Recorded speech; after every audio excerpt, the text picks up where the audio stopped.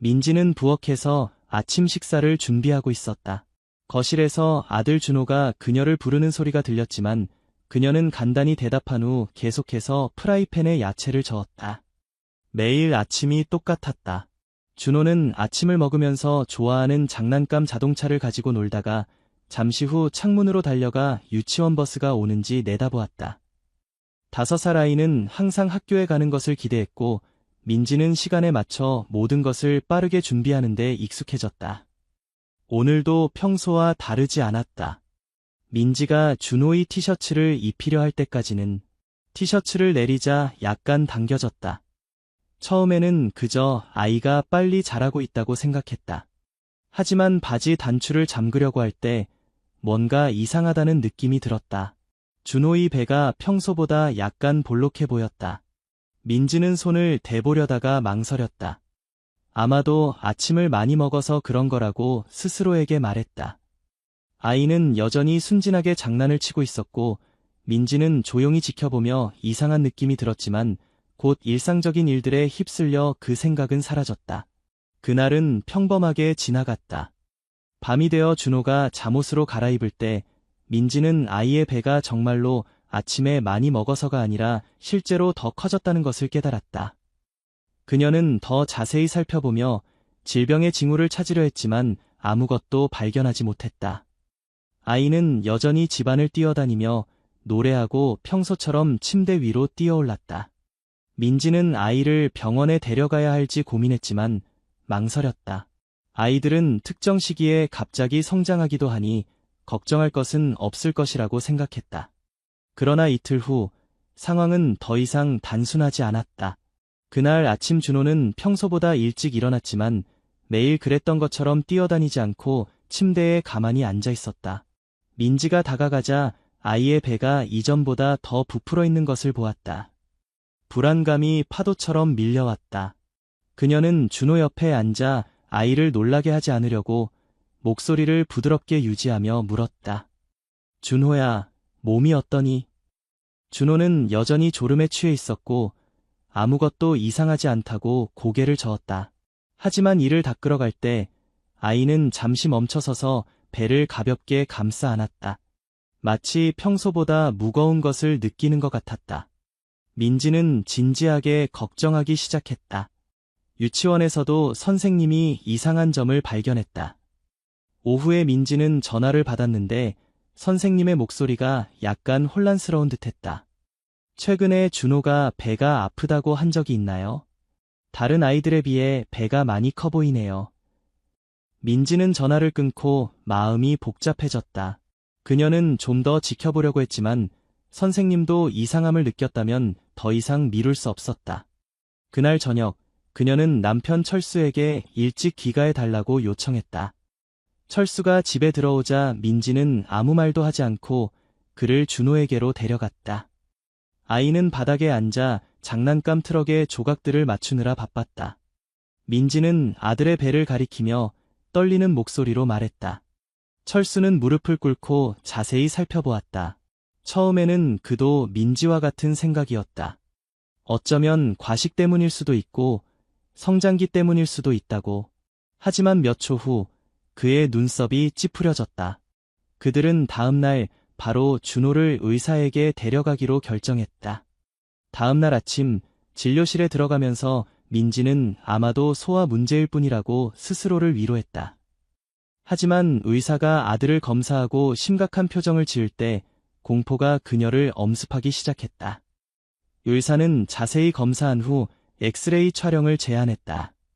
민지는 대기실에 앉아 초조하게 기다렸다. 철수는 침착한 척했지만 그 역시 똑같이 걱정하고 있다는 것을 민지는 알고 있었다.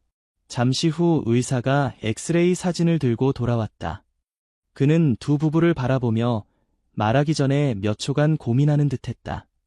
심각한 질병의 징후는 보이지 않지만 복부 지역에 희미한 그림자가 있습니다.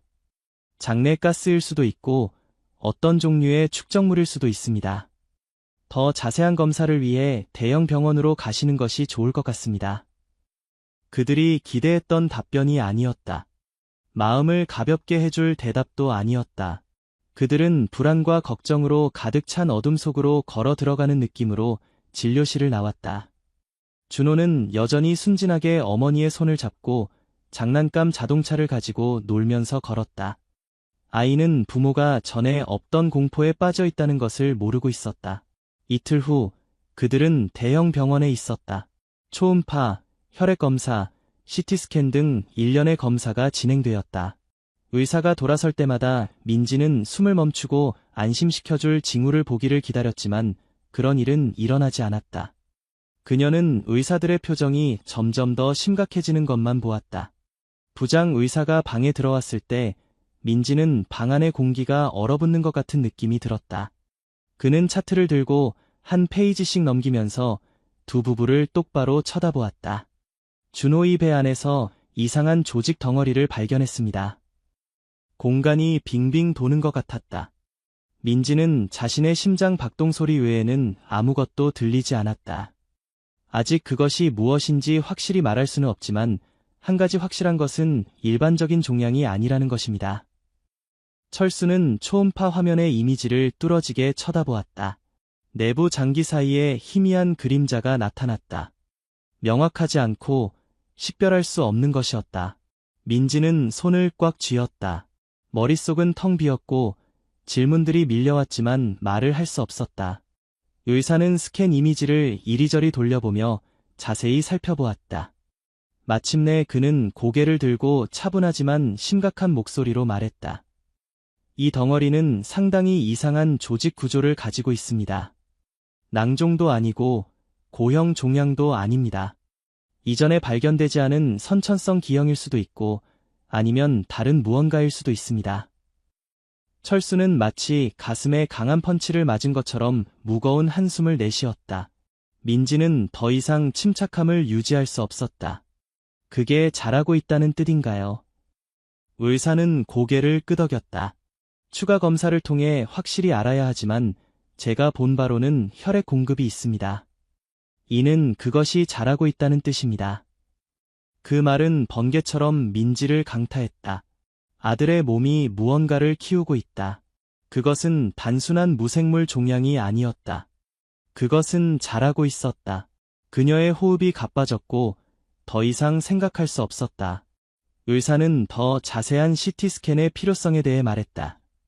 철수는 위험성에 대해 무언가를 물었지만 민지는 더 이상 듣지 못했다. 그녀가 생각할 수 있는 것은 오직 작고 순진한 아들의 모습뿐이었다. 아이는 배 속에 무언가가 자라고 있다는 것을 모르고 있었다. 그것은 날이 갈수록 커지는 전에 없던 미스터리였다. 다음 날 아침 그들은 준호를 CT 스캔실로 데려갔다. 아이는 여전히 장난감을 가지고 놀면서 자신을 둘러싼 모든 어른들이 얼마나 걱정하고 있는지 전혀 모르고 있었다. 민지는 밖에서 기다리며 두 손을 꽉 쥐었다. 그녀는 인터넷에서 이상한 사례들, 희귀 질병들에 대한 수많은 글을 읽었지만 아들에게 일어나고 있는 일과 비슷한 것은 아무것도 없었다. 철수는 초조하게 문을 향해 왔다 갔다 했다. 모든 것이 영원히 계속되는 것 같았다. 1시간 후 의사가 결과를 들고 돌아왔다. 그는 그것들을 테이블 위에 놓고 화면을 가리켰다. 이미지는 이전보다 훨씬 더 선명했다. 덩어리는 준호의 배 깊숙이 위치해 있었고 소장 일부와 연결되어 있었다. 하지만 그것은 가장 두려운 부분이 아니었다. 그것의 모양은 그들이 전에 본 그 어떤 것과도 달랐다. 그것의 구조는 완성되지 않은 몸체처럼 배열되어 있었다. 작은 뼈 조각, 치아와 비슷한 내부 조직, 혈관의 희미한 흔적 같은 것들. 아직 확실히 말할 수는 없지만 이것은 테아 네테아, 피터스인 피토의 극히 드문 사례일 수 있습니다. 주체가 엄마의 자궁 안에 있을 때부터 갇혀있던 태아가 있는 경우입니다. 민지는 세상이 빙빙 도는 것을 느꼈다. 태아 네테아, 다른 신체. 그녀는 손으로 입을 가리며 공포와 혼란에 압도되었다. 어떻게 이런 일이 일어날 수 있죠? 제 임신은 정상이었고 초음파에서도 아무 이상 징후가 없었어요. 준호는 제 유일한 아들이에요. 저는 그것을 확신해요. 하지만 이제 아들의 몸 안에 그에게 속하지 않은 무언가가 있었다. 의사는 계속했다. 이런 경우는 매우 드뭅니다. 태아, 내 태아라면 임신 초기에 흡수되었어야 합니다. 그러나 이 경우에는 사라지지 않았을 뿐만 아니라 주체의 몸과 함께 자라고 있습니다. 제 아들이 위험한가요? 아직 단정할 수는 없지만 이미지상으로는 이 조직 덩어리가 혈액 공급을 받고 있습니다. 이는 그것이 살아있는 실체로 존재한다는 뜻입니다. 그 말은 민지의 등골을 오싹하게 만들었다. 살아있는 실체. 우리는 그것을 제거하기 위한 수술이 필요합니다. 그날 밤, 민지는 침대에서 뒤척이며 잠을 이루지 못했다. 철수도 옆에 누워 잠들지 못했다. 둘 다 이 일을 미룰 수 없다는 것을 알았지만 어둠 속에서 공포가 그녀를 스며들었다. 만약 그것이 혈액 공급을 받고 있다면, 만약 그것이 5년 동안 아들의 몸 안에 존재해왔다면 그것을 제거하는 것이 준호에게 영향을 미치지 않을까? 그것이 정말로 그녀의 아들의 일부라면? 그리고 만약 그렇다면 그들이 그것을 제거할 때 무슨 일이 일어날까? 아침에 준호를 깨웠을 때 민지는 아이가 배를 감싸 안고 몸을 웅크리고 있는 것을 보았다. 처음으로 준호가 불평했다. 엄마, 배가 좀 무거워요. 그 말은 그녀의 가슴에 칼을 꽂는 것 같았다. 자라나고 있는 것, 그것은 더 이상 무감각한 물체가 아니었다.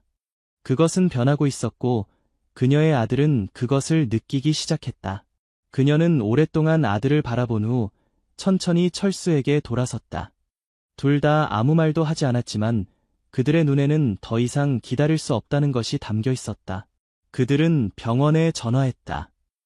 수술은 다음 주에 진행될 예정이었다. 갑작스런 소나기가 쏟아졌을 때 민지와 철수는 병원 로비로 들어갔다. 날카로운 소독약 냄새가 숨결 속으로 스며들었다. 긴장된 분위기가 그들이 발을 내딛는 순간부터 감돌았다. 준호는 어머니의 손을 잡고 작은 발걸음으로 걸었다. 몇 시간 후면 수술대에 오르게 될 것이라는 사실을 전혀 모른 채 그들은 다른 환자들이 기다리고 있는 긴 복도를 지나갔다. 병원에서는 모든 것이 평범한 하루처럼 진행되고 있었지만 그들에게 오늘은 모든 것이 바뀌는 날이었다. 민지는 의자에 앉고 철수는 옆에 서서 벽에 걸린 시계를 쳐다보았다. 그들은 이것을 정신적으로 준비했다고 생각했지만 지금 단 몇 시간 앞으로 다가온 지금 걱정이 다시 밀려왔다. 회의실 문이 열리고 부장 의사가 전문가 그룹과 함께 나왔다. 그는 차트를 들고 한 페이지씩 넘기며 표정을 드러내지 않았다. 모든 검사 결과를 다시 검토했습니다. 오늘의 수술은 매우 복잡할 것입니다. 철수는 주먹을 꽉 쥐며 침착함을 유지하려 했다. 위험이 있나요, 선생님? 모든 수술에는 위험이 있습니다. 특히 우리가 아직 이것이 정확히 어떤 조직인지 확인하지 못했을 때는 더욱 그렇습니다. 민지는 준호를 바라보았다. 아이는 의자에 앉아 다리를 흔들며 항상 가지고 다니는 장난감 자동차를 가지고 놀고 있었다. 완전히 순진한 모습이었다. 의사는 계속했다. 이 조직 덩어리는 소장 일부와 연결되어 있고 독립적인 혈액 공급이 있습니다. 이는 제거할 때 다른 장기에 손상을 주지 않도록 매우 조심스럽게 처리해야 한다는 뜻입니다. 그는 잠시 멈추고 천천히 말했다. 그리고 우리를 더 걱정스럽게 하는 또 다른 점이 있습니다. 그것은 처음 예상보다 더 빠르게 발전하는 징후를 보이고 있습니다. 방은 조용해졌다. 더 빠르게요. 철수가 건조한 목소리로 반복했다. 의사는 고개를 끄덕였다. 이전 MRI 촬영부터 지금까지 그 크기가 거의 1cm 증가했습니다. 이것은 정상이 아닙니다. 우리는 이런 성장 속도를 가진 조직 덩어리를 본 적이 없습니다. 민지는 자신의 심장이 더 빨리 뛰는 것을 느꼈다. 며칠 만에 1cm. 그녀는 더 이상 생각하고 싶지 않았다. 간호사가 다가와 부드럽게 그녀의 어깨에 손을 얹었다. 시간이 되었습니다. 준호는 준비실로 이동되었다. 아이는 전혀 두려워하지 않고 단지 주변의 모든 것을 호기심 어린 눈으로 관찰했다. 의사들은 마취제를 주사하기 전에 부드러운 목소리로 아이에게 말했다. 철수는 수술실 문 뒤로 사라지는 아들을 바라보며 민지의 손을 꽉 잡았다. 그녀는 얼마나 시간이 흘렀는지 알 수 없었다. 매 초는 세기처럼 길게 느껴졌다. 수술실에서 부장 의사는 내시경 모니터에 집중하며 조명을 조절했다. 절개 부위를 조금 더 넓혔다. 메스가 피부 위로 부드럽게 미끄러졌다. 조직층이 하나씩 분리되었다. 복부가 노출되자 방 안의 공기가 갑자기 무거워졌다. 내부 장기 사이에서 무언가가 나타났다. 그것은 일반적인 종양과 달랐다. 작은 흰색 뼈 조각이 부드러운 조직층에 부착되어 나타났다. 그 옆에는 수술 조명 아래서 반짝이는 작고 단단한 무언가가 있었다. 의사는 눈썹을 찌푸리며 더 가까이 다가갔다. 치아였다. 아무도 말하지 않았다. 그들은 계속해서 조직층을 분리했다.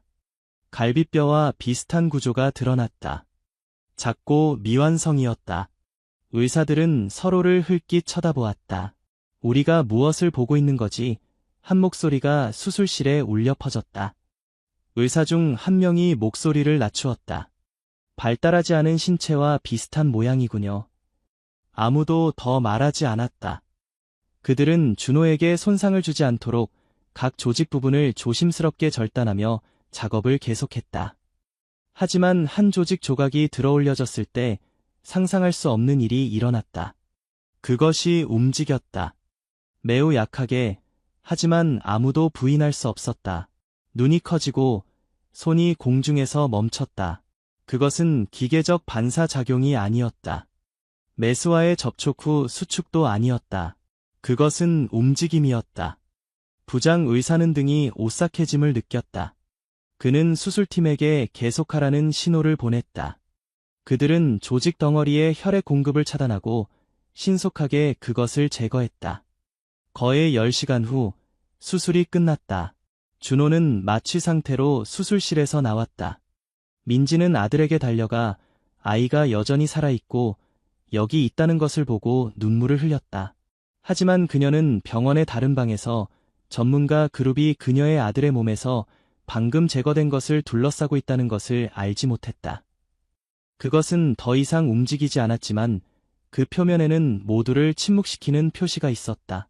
완성되지 않은 얼굴과 비슷한 작은 모양. 그들의 악몽은 끝나지 않았다. 수술 후 준호는 회복실로 옮겨졌다. 마취제의 효과가 아직 남아있어 아이의 얼굴은 깊은 잠에 빠진 것처럼 평온했다. 민지는 침대 옆에 앉아 단 1초라도 아들에게서 눈을 떼지 않았다. 그녀는 불과 몇 시간 전에 무언가가 아들의 몸에서 제거되었다는 것을 믿을 수 없었다. 그것은 그녀의 아들에게 속하지 않았지만 5년 동안 그의 배 안에서 자라고 있었다. 철수는 그 근처에 조용히 서서 창밖을 바라보았다. 그는 아무 말도 하지 않았지만 민지는 남편이 감정을 통제하려고 노력하고 있다는 것을 알았다. 그들은 짧은 시간 동안 너무 많은 충격을 겪었다.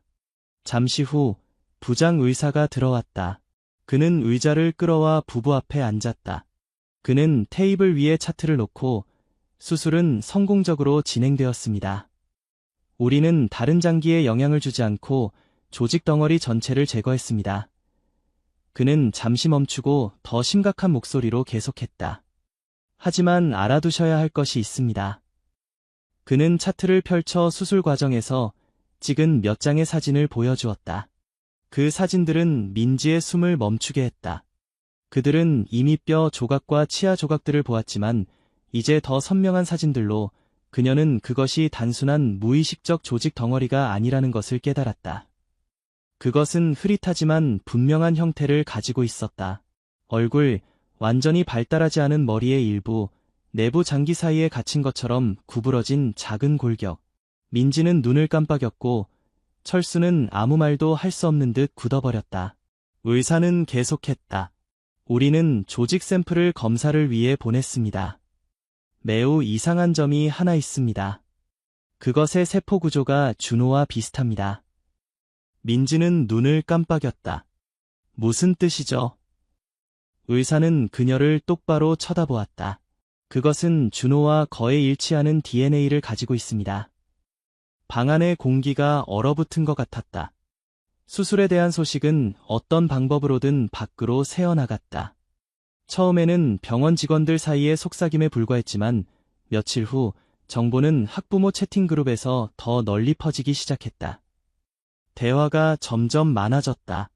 중앙병원의 소년에 대해 들었어요. 그의 배 안에 뭔가가 있었대요. 괴물이라고 하던데요.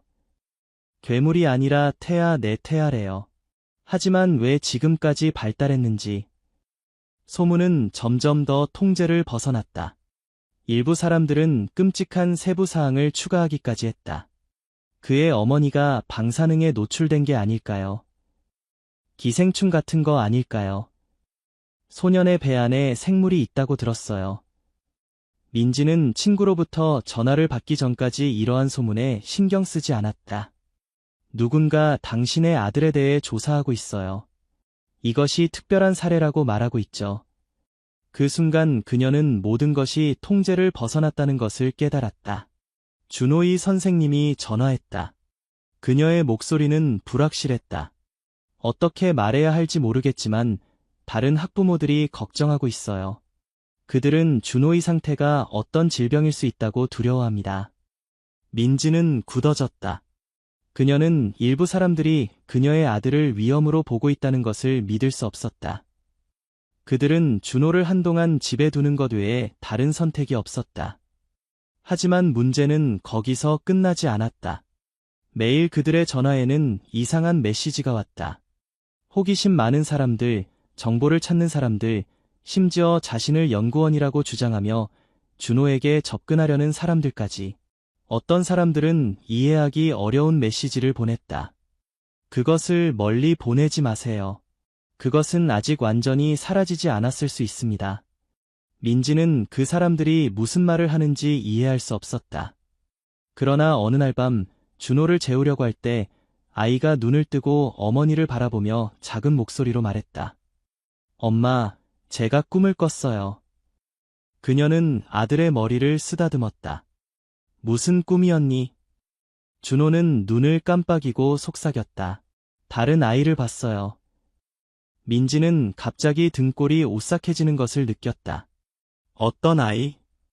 준호는 기억하려고 눈썹을 찌푸렸다. 모르겠어요. 하지만 저랑 닮았어요. 아이의 목소리는 자신이 방금 말한 것에 확신이 없는 것처럼 작아졌다. 저랑 많이 닮았어요. 계속 저를 보면서 말했어요.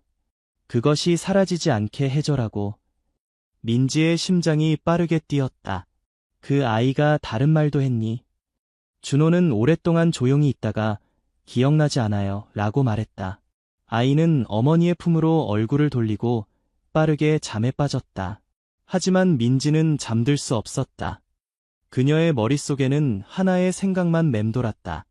만약 그것이 정말로 사라졌다면 준호는 그것을 꿈에서 보는 걸까? 준호는 한밤중에 깨어났다. 땀에 흠뻑 젖었지만 울거나 소리를 지르지는 않았다. 그저 천장을 바라보며 눈을 깜빡였다. 마치 길고 끝나지 않는 꿈에서 벗어나려는 것처럼. 민지는 아들의 불규칙한 호흡을 느끼자마자 벌떡 일어났다. 무슨 일이니? 준호는 바로 대답하지 않았다. 잠시 후 그는 어머니를 바라보며 작은 목소리로 말했다. 엄마, 그것이 아직 여기 있어요. 그 간단한 말이 민지의 심장을 조여왔다.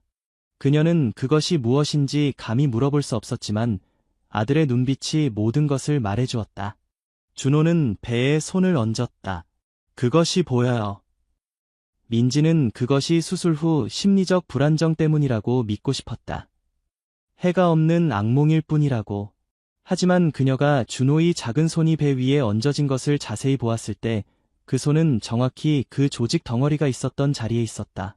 다음 날 그녀는 준호를 병원으로 다시 데려갔다. 박 의사는 그들이 돌아온 것에 놀라지 않았다. 그는 이것을 예상했다. 확실히 하기 위해 다시 검사하는 것이 좋을 것 같습니다. 철수는 조용히 앉아 있었다. 민지는 초음파 화면을 올려다보았다. 모든 것이 정상으로 보였다. 종양이 없고 이상한 징후도 없었다. 하지만 의사가 더 자세한 이미지로 전환했을 때 그는 멈췄다. 무언가가 있었다. 세 사람 모두 숨을 멈췄다. 매우 작은 희미한 그림자가 나타났다. 이전처럼 선명하지는 않았지만 여전히 거기에 있었다. 의사는 보는 각도를 다시 확인하기 위해 눈을 찌푸렸다. 새로운 조직이 형성되고 있는 것 같습니다. 민지는 등이 차가워지는 것을 느꼈다.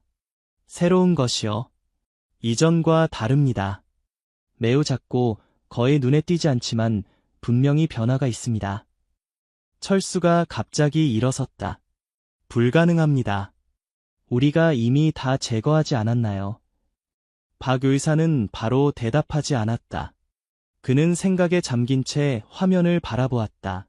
수술 후 조직이 재생되는 경우가 있지만 이 경우는 확신할 수 없습니다. 민지는 철수의 손을 꽉 잡았다. 의사 선생님의 말씀은 그것이 돌아오고 있다는 건가요? 의사는 그녀를 똑바로 쳐다보았다. 추가적인 관찰이 필요합니다. 하지만 만약 계속 발전한다면 아무도 그 문장을 완성할 필요가 없었다. 그들은 무슨 일이 일어날지 알았다. 일은 거기서 끝나지 않았다. 병원을 떠난 후 준호는 변하기 시작했다. 눈에 띄게 강렬하지는 않았지만 민지는 그것을 느낄 수 있었다. 아이는 말을 적게 했고 자주 창밖을 멍한 눈으로 바라보았다. 그녀는 아들이 어둠 속에서 조용히 앉아 마치 무언가를 기다리는 것처럼 배에 손을 얹고 있는 것을 발견했다. 어떤 밤에는 준호가 잠에서 깨어 방 주위를 둘러본 다음 아무 말도 하지 않고 다시 누웠다. 그리고 아이는 잠들면서 속삭이기 시작했다. 민지는 아들이 무슨 말을 하는지 분명히 들을 수 없었지만 어느 날 밤 아들의 침대 옆에 앉아 있을 때 그녀는 한 문장을 들었다. 그것은 떠나고 싶지 않아요. 그녀는 얼어붙었다. 다음 날 철수는 그녀를 서재로 불렀다. 다른 방법을 찾아봐야 할 것 같아요. 민지는 눈썹을 찌푸렸다. 어떤 방법? 철수는 길게 숨을 들이쉬었다. 의학이 답을 주지 않는다면 어쩌면 우리는 다른 방향을 시도해야 할지도 모릅니다. 그녀는 즉시 그의 의미를 이해했다. 그들은 수십 개의 제안을 받았다. 무당, 자칭 영적 전문가들, 그들이 한 번도 믿지 않았던 것들. 하지만 이제 과학이 설명할 수 없을 때, 의사들도 확신할 수 없을 때 그들은 흔들리기 시작했다. 민지는 아들을 바라보았다. 아이는 여전히 창가에 앉아 조용히 밖의 회색 하늘을 바라보고 있었다. 그녀는 한 번도 초자연적인 것을 믿지 않았지만 만약 아들에게 일어나고 있는 일이 어떤 이론에도 맞지 않는다면 그녀는 그 가능성을 완전히 배제할 수 있을까? 사흘 후 그들은 철수가 소개받은 사람을 만났다. 그는 50대 이상의 평범한 모습의 남자였다. 신비로운 예언도 이상한 의식도 없었다. 그는 단 하나의 질문만 했다. 소년이 무언가를 들은 적이 있나요? 민지는 손을 꽉 쥐었다. 그녀는 말해야 할지 확신이 없었지만 그녀가 망설이는 동안 준호가 갑자기 말했다. 그것이 저에게 말해요. 방은 침묵에 잠겼다. 남자는 오랫동안 아이를 바라본 후 한숨을 내쉬었다. 이것은 쉽게 제거할 수 있는 것이 아닙니다.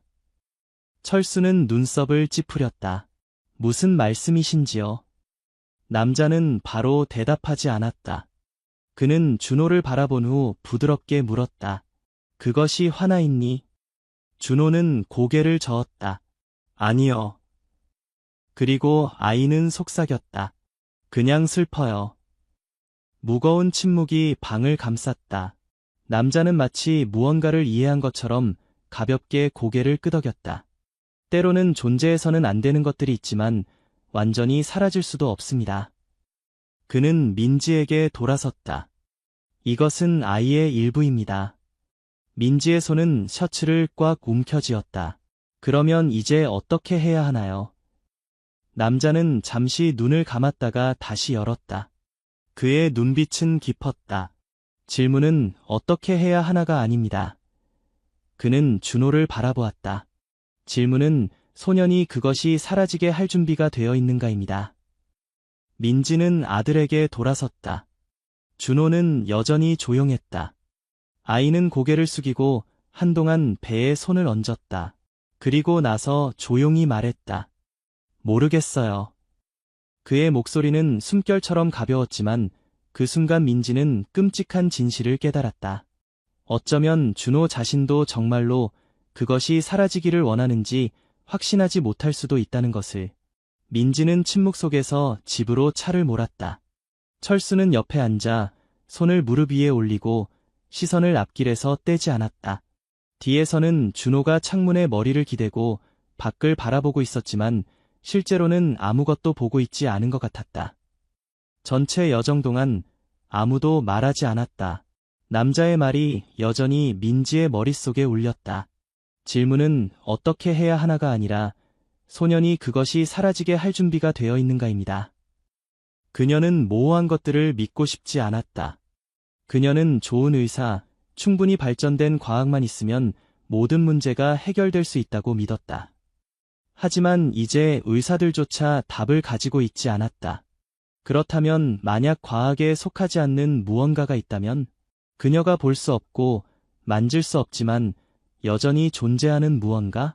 차가 집 앞에 멈췄다. 철수는 시동을 껐지만 여전히 자리에 앉아 있었다. 그는 마치 가슴속에 무거운 감정을 떨쳐내려는 것처럼 길게 숨을 내쉬었다. 민지는 아래를 내려다보고 준호를 보았다. 아이는 어느새 잠들어 있었다. 규칙적인 호흡, 작은 손은 무의식적으로 배 위에 얹어져 있었다. 그녀는 부드럽게 아들을 만졌지만 그녀의 손이 닿자마자 준호는 깜짝 놀라 눈을 떴다. 그는 어머니를 바라보았다. 방금 깨어나 졸음에 취한 눈. 엄마, 왜 그래요? 준호는 몇 번 눈을 깜빡이고 속삭였다. 그것이 말했어요. 그것을 떠나보내지 말라고. 민지의 심장이 조여왔다. 그날부터 준호는 더 이상한 행동을 보이기 시작했다. 아이는 여전히 행복했고 평소처럼 놀았지만 때때로 갑자기 멈추고 배에 손을 얹었다. 마치 무언가를 듣고 있는 것처럼. 어떤 밤에는 민지가 바닥에서 들리는 작은 발소리에 잠에서 깨었다. 거실로 나갔을 때 그녀는 아들이 창가에 서서 조용히 밖을 바라보고 있는 것을 보았다. 그녀는 아들을 다시 침대로 데려갔지만 눈을 감을 때마다 아이의 눈빛을 잊을 수 없었다. 그것은 두려움이 아니었고 혼란도 아니었다. 이상한 공허함이었다. 박 의사가 전화를 걸어 검사 결과가 나왔다고 알렸다. 민지와 철수는 다음 날 바로 병원에 갔다. 그들이 사무실에 들어갔을 때 공기는 평소보다 더 무거웠다. 책상 위에는 차트가 놓여 있었고 옆에는 검사 샘플에서 확대된 상세 이미지들이 있었다. 박 의사는 안경을 벗고 양쪽 관자놀이를 부드럽게 문지른 후 시작했다. 결과에서 상당한 차이가 보입니다. 철수는 눈썹을 찌푸렸다. 어떤 차이요? 의사는 책상 위에 사진을 가리켰다. 우리는 수술해서 제거한 조직을 검사했습니다. 처음에는 발달하지 않은 태아 조직이라고 생각했지만 더 깊이 분석해보니 그는 잠시 멈추고 계속했다. 어떤 인간 조직과도 일치하지 않는 세포들이 있습니다.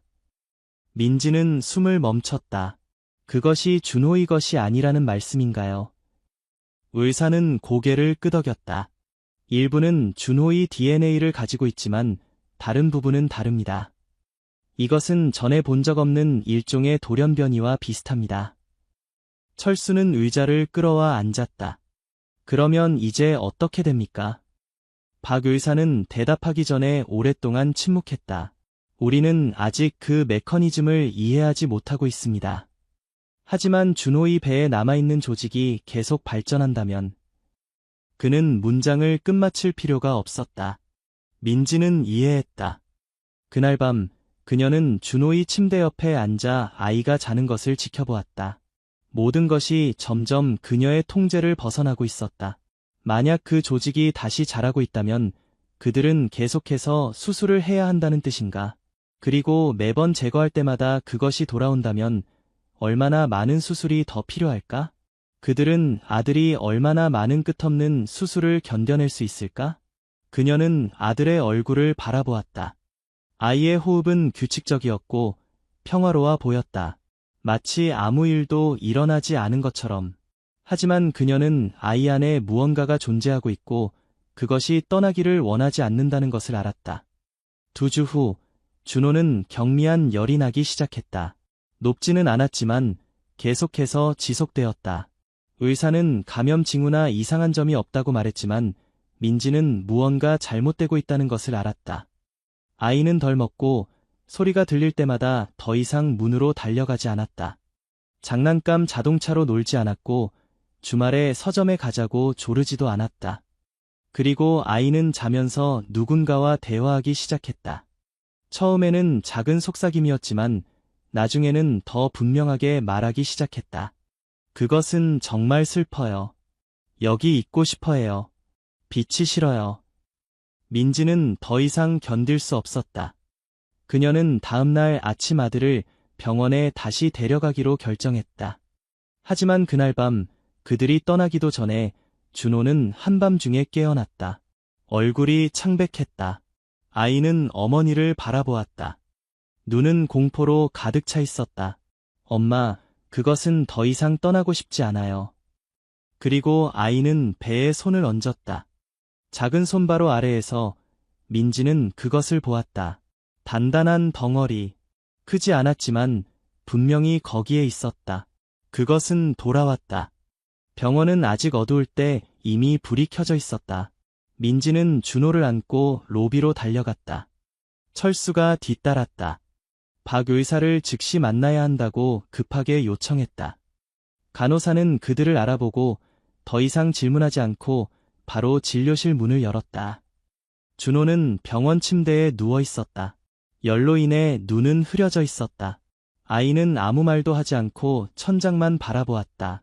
입술을 꽉 다물고 있었다. 마치 자신만 들을 수 있는 무언가를 듣고 있는 것 같았다. 박 의사가 들어왔다. 그의 표정은 그 어느 때보다 심각했다. 그는 준호의 배를 검사한 후 즉시 MRI 촬영을 요청했다. 민지는 검사실 밖에 앉아 있었다. 손바닥은 차가웠다. 철수는 벽에 기대어 서 있었다. 의자를 꽉 잡고 문에서 시선을 떼지 않았다. 1시간도 채 되지 않아 박 의사가 돌아왔다. 하지만 이전과 달리 이번에는 손에 차트를 들고 있지 않았다. 그는 민지와 철수를 오랫동안 바라본 후 무거운 한숨을 내쉬었다. 그것이 자랐습니다. 민지의 심장이 바닥으로 떨어졌다. 이전보다 빠르게요. 철수는 손을 꽉 쥐었다. 자세히 말씀해 주세요, 선생님. 박 의사는 두 손을 책상에 얹었다. 이전에는 그 크기에 도달하는데 5년 이상 걸렸습니다. 하지만 이번에는 단 2주 만에 이전 크기의 거의 절반에 도달했습니다. 민지는 고개를 저었다. 그럴 수 없어요. 우리는 그것을 제거했어요. 전부 꺼냈다고요. 박 의사는 그녀를 똑바로 바라보았다. 우리도 그렇게 생각했습니다. 하지만 그것은 결코 완전히 사라지지 않은 것 같습니다. 방은 무섭도록 조용해졌다. 다시 수술해야 합니다. 그 말은 민지의 가슴에 칼을 꽂는 것 같았다. 철수는 고개를 저으며 거의 침착함을 잃었다. 안 돼요. 안 돼요. 이렇게 계속할 수는 없습니다. 민지는 그가 무슨 생각을 하는지 알았다. 이번에 수술해도 누가 그것이 다시 돌아오지 않을 거라고 보장할 수 있을까? 만약 매번 제거할 때마다 계속 자라난다면 얼마나 많은 수술이 더 필요할까? 어떻게 아들이 끝없는 수술을 통해 살아남게 할 수 있을까? 준호는 그날 오후에 깨어났다. 아이는 왜 병원에 있는지 묻지 않았다. 침대 옆에 앉아있는 어머니를 보고 놀라지도 않았다. 엄마의 눈은 잠을 못 자 빨갛게 충혈되어 있었다. 아이는 그저 오랫동안 어머니를 바라보다가 말했다. 엄마, 제가 자면 그것은 더 이상 떠나지 않을 거예요. 맞죠? 민지는 얼어붙었다. 그것이 저에게 그렇게 말했어요. 그녀의 심장이 가슴 속에서 빠르게 뛰었다. 준호야, 그것은 누구니? 준호는 마치 멀리 있는 무언가를 기억하려고 하는 것처럼 고개를 기울였다. 모르겠어요. 하지만 저랑 많이 닮았어요. 그 말은 민지를 소름 돋게 했다. 그녀는 이것이 단지 초과 신체 부분, 비정상적인 조직 덩어리일 뿐이라고 생각했었다. 하지만 이제 그녀는 더 이상 확신할 수 없었다. 만약 그것이 정말로 의식이 있다면, 만약 그것이 정말로 느낀다면, 만약 그것이 정말로 그녀의 아들의 일부이지만 결코 태어나지 못했다면, 저녁에 민지와 철수는 회의실에서 박 의사와 함께 앉았다. 가능한 한 빨리 내일부터 수술을 진행할 수 있습니다. 의사가 말했다. 하지만 경고해야겠습니다. 이번에는 더 복잡할 것입니다. 민지는 자신의 손을 뚫어지게 바라보았다. 만약 수술하지 않는다면요? 박 의사는 대답하기 전에 오랫동안 침묵했다. 그것은 계속 자랄 것이고 특정 크기에 도달하면 내부 장기를 압박하여 준호의 생명을 위협할 수 있습니다. 철수는 벌떡 일어나 책상을 3개 내리쳤다. 그렇다면 수술도 소용없어요. 매번 잘라내도 돌아온다면 얼마나 더 자주 우리 아들을 수술대에 올려야 합니까? 박 의사는 반박하지 않았다. 그는 그들이 옳다는 것을 알고 있었다. 철수는 고개를 저었다. 그의 목소리는 목이 막혔다. 뭔가 잘못됐어요. 이건 일반적인 의학적 상태가 아닙니다. 민지는 눈을 감았다. 그녀는 항상 의사의 말을 따르고 수술만 하면 문제가 해결될 거라고 생각했다. 하지만 이제 그녀는 메스만으로는 제거할 수 없는 것들이 있다는 것을 이해하기 시작했다. 자르고 잊을 수 없는 것들이 있다. 아마도 그것들은 내려놓아야 했다. 그날 밤 늦게 민지는 준호의 침대 옆에 앉았다. 아이는 자고 있었다. 호흡은 규칙적이었지만 작은 손은 여전히 배 위에 얹어져 있었다. 무의식적으로 그것이 있었던 곳을 잡고 있었다. 그녀는 무엇을 해야 할지, 무엇을 말해야 할지 몰랐다. 만약 그 조직 덩어리가 정말로 그녀의 아들의 일부라면, 만약 그것이 정말로 의식이 있다면, 만약 그것이 정말로 이 모든 시간 동안 준호와 연결되어 있었다면, 어떻게 그녀가 아들에게 그것을 포기하라고 강요할 수 있을까? 그녀는 준호의 부드러운 머리카락을 가볍게 쓰다듬었다. 만약 내가 그것이 떠나길 원한다면 그녀는 속삭였다. 넌 그것을 보내줘야 해. 준호는 대답하지 않았다. 하지만 그녀가 일어나 방을 나갈 때 아이는 살짝 눈을 떴다. 그는 배에 손을 얹고 눈을 감고 그 자신만 들을 수 있는 무언가를 속삭였다. 다음 날 아침 민지가 눈을 떴을 때 태양은 이미 높이 떠 있었다. 불안감이 그녀의 마음속으로 스며들었다. 그녀는 벌떡 일어나 아들의 방으로 서둘러 갔다. 준호는 여전히 침대에 누워 있었다. 그의 얼굴은 깊은 잠에 빠진 것처럼 평온했다. 하지만 그녀가 가까이 다가가자 아이는 천천히 눈을 떴다. 그는 어머니를 바라보았다. 그의 눈에는 무언가 다른 것이 있었다. 더 이상 그것이 들리지 않아요. 그 작은 목소리는 민지를 얼어붙게 했다. 그녀는 무릎을 꿇고 아들의 손을 잡았다. 자신의 목소리를 침착하게 유지하려고 노력했다. 확실하니? 준호는 고개를 끄덕였다. 그는 손을 들어 조직 덩어리가 자라고 있던 배 부분을 만졌다. 그것은 이제 갔어요. 병원은 같은 날 검사를 진행했다. 박 의사는 MRI 화면을 보고 놀라움에 미간을 찌푸렸다. 그는 다시 확인하고 스캔 각도를 조정한 후 민지와 철수를 똑바로 바라보았다. 사라졌습니다. 철수는 고개를 저었다. 무슨 뜻이죠? 의사는 화면을 그들 쪽으로 돌렸다. 설명할 수 없지만 조직 덩어리의 흔적이 전혀 없습니다. 혈액 공급도 없고 그것이 여전히 존재한다는 어떤 징후도 없습니다. 민지는 아무 말도 하지 않았다. 그저 눈앞의 이미지를 뚫어지게 바라보았다. 일주일 전만 해도 그것은 거기에 있었다. 그들은 두 번째 수술을 준비하고 있었고 최악의 상황에 대비하고 있었다. 하지만 이제 아무것도 없었다. 그녀의 아들의 몸 안에서 자라고 있던 것은 아무것도 없었다. 그것은 정말로 사라졌다. 준호는 모든 사람의 놀라움 속에 집으로 돌아왔다. 아이는 마치 아무 일도 없었던 것처럼 건강했다. 열은 완전히 사라졌고 정신은 명료했다. 더 이상 이상한 꿈도 밤의 속삭임도 없었다. 선생님은 전화를 걸어 안부를 물었고 망설이면서 준호가 다시 학교로 돌아올 수 있는지 물었다. 민지는 동의했지만 며칠 더 지켜본 후에 하겠다고 했다. 모든 사람이 안도했지만 민지는 그렇지 않았다. 그녀는 계속해서 스스로에게 물었다. 그것은 정말로 사라진 것인가? 아니면 단지 떠난 것인가? 며칠 후 준호는 정원에서 놀고 있었다. 아이는 웃고 이야기하고 달리고 뛰었다. 다른 일반 아이들과 전혀 다르지 않았다. 하지만 저녁에 잠자리에 들기 위해 준비하면서 아이는 갑자기 어머니를 불렀다. 민지는 방으로 들어갔다. 왜 그러니, 준호야? 준호는 망설이다가 부드럽게 배에 손을 얹었다. 엄마, 저는 그것이 그리워요. 민지는 자신의 심장이 가라앉는 것을 느꼈다. 그리워? 준호는 고개를 끄덕였다. 그것은 나쁜 것이 아니에요. 엄마, 그저 있을 곳이 없었을 뿐이에요. 그녀는 목이 메어 아무 말도 할 수 없었다. 아이는 입술을 오므리고 한동안 생각에 잠겼다가 속삭였다. 그것은 그저 누군가가 기억해 주기를 원했던 것 같아요. 민지는 무릎을 꿇고 아들을 안았다. 더 이상 두려워할 것도 설명할 것도 없었다.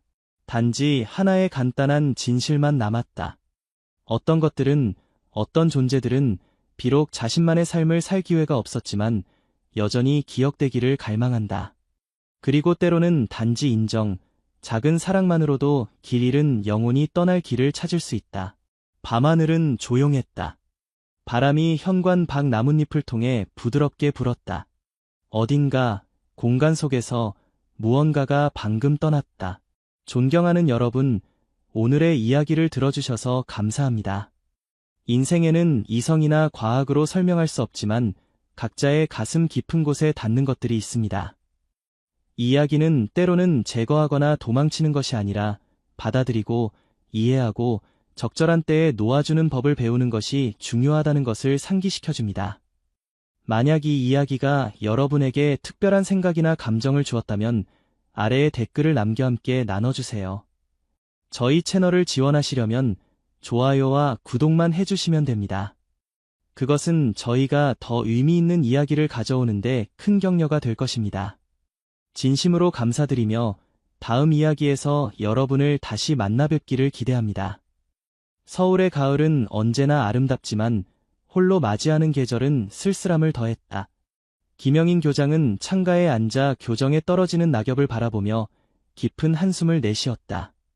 62년의 세월이 그녀의 얼굴에 새겨놓은 주름은 깊었지만 그 눈빛만은 여전히 강인했다. 30년 넘게 교직에 몸담으며 수많은 학생들을 가르쳤지만 정작 자신만의 가족은 이루지 못했다. 교육이 그녀의 전부였고 학교가 그녀의 집이었다. 교장 선생님, 신규 체육 교사가 오셨습니다. 비서의 목소리에 김영희는 생각에서 깨어났다. 그녀는 안경을 고쳤으며 등을 곧게 폈다. 들어오시라고 해요. 문이 열리고 한 남자가 들어왔다. 키가 크고 단단한 체격의 젊은 남자였다. 그의 얼굴에는 긴장감이 엿보였지만 또렷한 눈빛이 인상적이었다. 안녕하십니까, 교장 선생님. 새로 부임한 체육교사 조한입니다. 그의 목소리는 깊고 또렷했다. 김영희는 그를 주에 깊게 살폈다. 35세라고 했지만 운동으로 다져진 몸매와 건강한 피부 덕분에 더 젊어 보였다. 조한 선생님, 환영합니다. 우리 학교는 규율을 중시합니다. 특히 체육 수업은 학생들의 건강과 직결되는 만큼 더욱 철저히 관리해 주셨으면 합니다. 조한은 고개를 숙이며 대답했다. 네, 교장 선생님. 최선을 다하겠습니다. 김영희는 고개를 끄덕였다. 그럼 오늘부터 시작하세요. 수업 계획서는 내일까지 제출해 주시고요. 알겠습니다, 교장 선생님.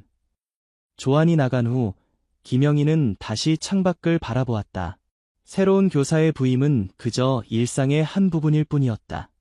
하지만 그녀는 왜인지 그의 눈빛이 마음에 남았다.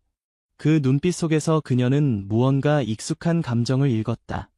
그것은 외로움이었다.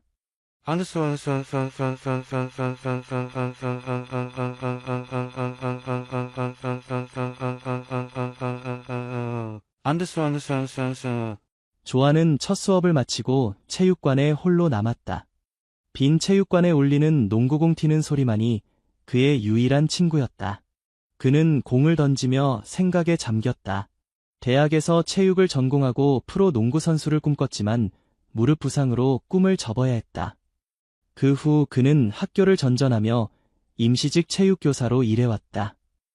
이번 학교는 그에게 정규직의 기회를 준 첫 번째 곳이었다. 하지만 김영인 교장의 엄격한 눈빛은 그를 긴장시켰다. 소문대로 까다롭고 엄격한 사람이었다. 그러나 그는 왠지 그녀의 눈빛 속에서 자신과 비슷한 무언가를 발견했다. 그것은 외면할 수 없는 고독감이었다. 아직도 계셨네요, 조안 선생님. 갑작스러운 목소리에 조안은 놀라 돌아보았다. 김영인 교장이 체육관 입구에 서 있었다. 교장 선생님, 늦은 시간까지 학교에 계셨군요. 김영인은 천천히 체육관으로 들어왔다. 학교는 제 집이나 다름없어요. 오히려 집보다 더 오래 있는 곳이죠. 조아는 농구공을 내려놓고 그녀를 바라보았다. 교복으로 갈아입지 않은 채 그는 땀에 젖은 운동복 차림이었다. 죄송합니다. 이런 모습으로 뵙게 되어. 김영희는 손을 저었다. 괜찮아요. 체육 선생님이니까요. 그녀는 잠시 주변을 둘러보았다. 수업은 어땠나요? 학생들 반응은요? 좋았습니다. 아이들이 활기차고 열정적이에요. 김영인의 입가에 희미한 미소가 번졌다. 그래요. 다행이네요. 우리 학생들이 좋은 인상을 줬다니 기쁘네요. 조아는 그녀의 미소에 잠시 멍해졌다. 엄격하고 차가운 이미지와는 달리 그녀의 미소는 따뜻했다. 선생님은 왜 교사가 되셨나요? 김영인이 문득 물었다. 조아는 잠시 생각에 잠겼다. 처음에는 그저 할 수 있는 일이어서 시작했습니다. 하지만 지금은 아이들이 성장하는 모습을 보는 것이 보람됩니다. 김영희는 고개를 끄덕였다. 교육의 참 의미를 아시는군요. 그럼 오늘은 이만 가보겠습니다. 수고하셨어요.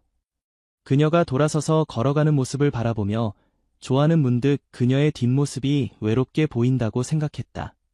강인함과 엄격함 뒤에 숨겨진 고독이 느껴졌다.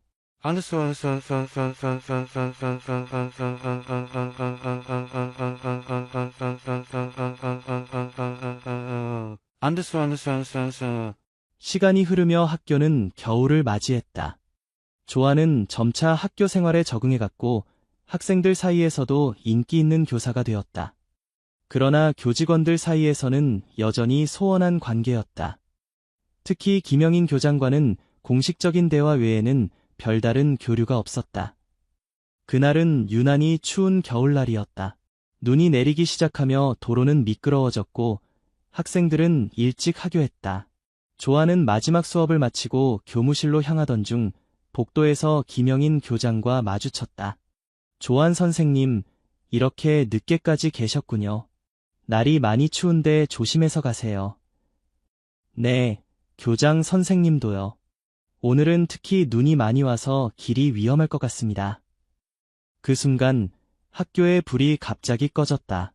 순간적인 정전으로 복도는 어둠에 잠겼다. 아, 정전인가 봐요. 김영인이 말했다. 조아는 주머니에서 휴대폰을 꺼내 불빛을 켰다. 그 미약한 빛에 비춰진 김영인의 얼굴은 평소보다 더 나이 들어 보였지만 동시에 더 인간적으로 느껴졌다. 제 사무실로 가요. 거기 비상 랜턴이 있어요. 김영인이 제안했다. 그들은 어둠 속에서 조심스럽게 사무실로 향했다. 사무실에 도착한 김영인은 서랍에서 랜턴을 꺼내 켰다. 방 안이 희미한 불빛으로 밝아졌다. 앉으세요. 조안 선생님. 전기가 들어올 때까지 기다려야 할 것 같네요. 조아는 그녀 앞에 앉았다. 랜턴 불빛이 그들 사이에 놓여 두 사람의 얼굴을 희미하게 비추었다. 차라도 한 잔 드릴까요? 김영인이 물었다. 감사합니다. 하지만 전기가 없는데. 김영인은 미소 지었다. 전기가 필요 없는 차도 있답니다. 그녀는 서랍에서 작은 주전자와 찻잎을 꺼냈다. 이건 제가 항상 즐기는 보이차예요. 찬물에도 우러나는 차죠. 그녀는 물병에서 물을 따라 찻잎을 넣었다. 향긋한 차 향기가 방 안에 퍼졌다. 여기요. 그녀는 컵을 그에게 건넸다. 조아는 감사의 인사를 하며 차를 받았다. 첫 모금은 쓴맛이 강했지만 이내 깊은 향과 달콤함이 느껴졌다. 맛있네요. 처음 마셔보는 맛입니다. 김영희는 미소 지었다. 처음엔 누구나 쓰다고 하죠. 하지만 익숙해지면 그 깊은 맛을 알게 됩니다. 삶과 비슷하죠. 교장 선생님은 언제부터 교사 생활을 하셨나요? 조안이 문득 물었다. 김영희는 자신의 차를 한 모금 마시고 대답했다. 벌써 35년이 넘었네요. 대학을 졸업하자마자 교사가 되었으니까요. 35년이라 정말 대단하십니다. 저는 아직 이 길에 확신이 없어요. 김영희는 그를 물끄러미 바라보았다. 확신이요? 인생에 확신이란 건 없어요. 조안 선생님. 우리는 그저 매일매일 최선을 다할 뿐이죠. 교장 선생님은 후회 없으신가요? 교사로 살아오신 것이요. 김영희는 잠시 생각에 잠겼다. 후회. 그런 건 누구나 있겠죠. 하지만 지금 돌이켜보면 내가 할 수 있는 최선의 선택이었다고 생각해요. 그녀의 눈빛에 순간 슬픔이 스쳐 지나갔다. 조아는 그것을 놓치지 않았다. 가족은요? 결혼은 안 하셨나요? 김영희는 잠시 침묵했다. 그녀의 눈길이 책상 위 작은 화분으로 향했다. 그럴 기회가 없었어요. 젊은 시절에는 교육에 모든 열정을 쏟았고, 나이 들어서는, 글쎄요, 때를 놓친 거겠죠. 조아는 그녀의 말에 공감했다. 그 역시 자신의 꿈을 좇느라 개인적인 행복을 놓쳐버린 경험이 있었다. 저도 비슷해요. 농구 선수가 되겠다는 꿈 하나로 모든 것을 걸었는데, 부상으로 그 꿈이 산산조각 났을 때는 모든 게 무의미하게 느껴졌어요. 김영희는 그를 이해하는 눈빛으로 바라보았다. 꿈이 깨지는 건 정말 아픈 일이죠. 하지만 그 아픔이 우리를 성장시키기도 해요. 교장 선생님은 어떤 꿈이 있으셨나요? 어린 시절의 꿈이요. 김영인의 얼굴에 옅은 웃음이 번졌다. 작가가 되고 싶었어요.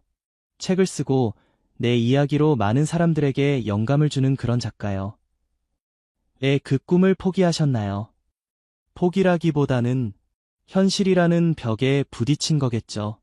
부모님이 일찍 돌아가시고 동생들을 돌봐야 했어요. 안정적인 직업이 필요했고 교사는 그런 면에서는 좋은 선택이었죠. 그녀의 말에서 조아는 자신과 닮은 삶의 무게를 느꼈다. 두 사람 모두 자신의 꿈을 희생하고 현실에 적응해야 했던 사람들이었다. 갑자기 불이 들어왔다. 전기가 복구된 것이다. 방안이 밝아지자 두 사람은 자신들이 얼마나 가까이 앉아 대화를 나누고 있었는지 깨달았다. 김영희는 자리에서 일어났다. 전기가 들어왔네요. 이제 집에 가야겠어요. 조안도 따라 일어났다. 네, 저도요. 오늘 좋은 차와 대화 감사합니다. 그는 문을 향해 걸어갔지만 문득 생각이 나서 돌아섰다. 교장 선생님, 혹시 주말에 시간 되시면 같이 커피라도 한잔 하실래요? 제가 알고 있는 좋은 카페가 있는데. 김영희는 놀란 표정으로 그를 바라보았다. 조아는 자신이 너무 무례했다고 생각하고 말을 바꾸려 했다. 아, 죄송합니다. 제가 너무 무례했네요. 하지만 예상과 달리 김영희는 부드러운 미소를 지었다. 좋아요. 그러죠. 조아는 자신의 귀를 의심했다. 정말요? 네, 왜 안 되겠어요? 동료 간의 차 한 잔쯤이야. 조아는 기쁨을 감추지 못하고 밝게 웃었다. 그럼 토요일 오후 3시에 만나요. 제가 학교 앞으로 마중 나갈게요. 김영희는 고개를 끄덕였다. 그녀는 자신이 왜 이런 제안을 받아들였는지 이해할 수 없었지만 오랜만에 느껴지는 설렘은 거부할 수 없었다.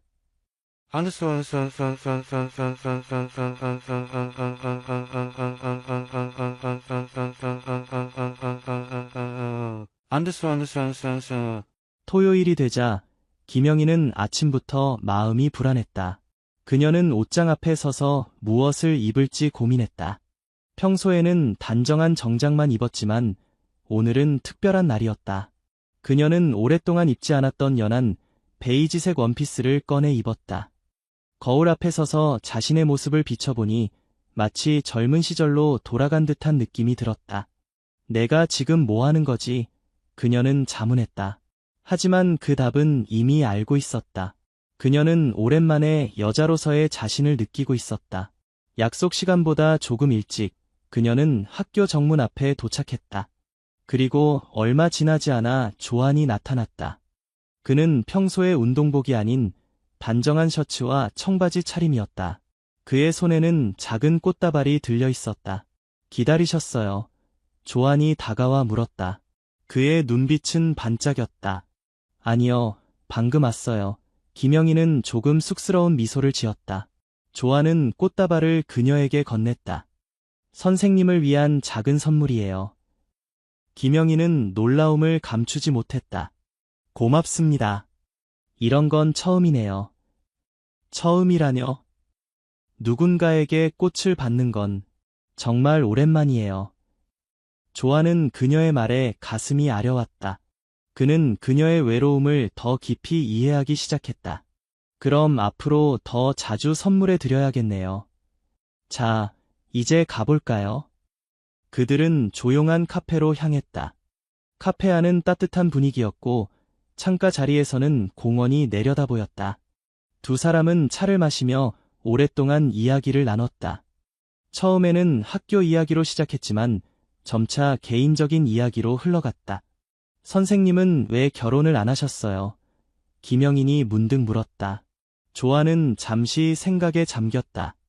처음에는 농구에 모든 것을 걸었고 그 후에는 불안정한 생활 때문에 누군가에게 약속을 할 수 없었어요. 그리고 아직 진정한 사랑을 만나지 못했던 것 같기도 해요. 김영희는 고개를 끄덕였다. 사랑이란 참 신비로운 거죠. 어떤 사람들에게는 너무 쉽게 찾아오고 또 어떤 사람들에게는 영영 오지 않는 것 같아요. 하지만 늦지 않았다고 생각해요. 사랑은 언제든 찾아올 수 있으니까요. 조안의 눈빛이 그녀를 향했다. 김영희는 그의 시선을 피했다. 제 나이에는 그런 건 사치일 뿐이에요. 나이가 무슨 상관인가요? 마음이 중요한 거지. 김영희는 웃음을 터뜨렸다. 정말 젊은 사람답게 말하네요. 하지만 세상은 그렇게 단순하지 않아요. 단순하게 생각할 수도 있잖아요. 좋은 사람을 만나고 함께 시간을 보내고 서로를 알아가는 것, 그게 사랑의 시작 아닌가요? 김영희는 그의 말에 잠시 생각에 잠겼다. 그녀의 마음속에서는 무언가가 조금씩 변하고 있었다. 시간이 흘러바뀌 어두워졌다. 그들은 카페를 나와 공원을 거닐었다.